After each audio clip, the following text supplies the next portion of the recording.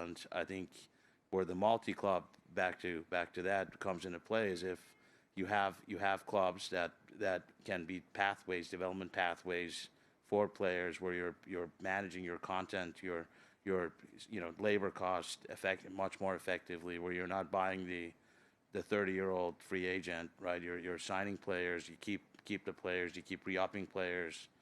You're not subject to arbitration. I think, we think there's certainly a path to manage labor costs and frankly still produce a winning product using data, using the multi-club. We think the multi-club, by the way, is a quite an interesting tool for player trading, right? I think the ones we've looked at successfully generate on a payroll of 20 million. Red Bull Group, who does it well, we think too, 15, 20 million, 25, maybe 40 million payroll for their largest club. They generate 50 to 100 million yearly in profit in player trading and player sales. So again, I think you bring in a data overlay and kind of a cohesive global structure. I think player pathways, teams that are better run in second tier markets that you're buying at revenue multiples, and revenue multiples matter insofar as if you can structurally make money. But we look at some of the U.S. sports leagues and teams, and frankly,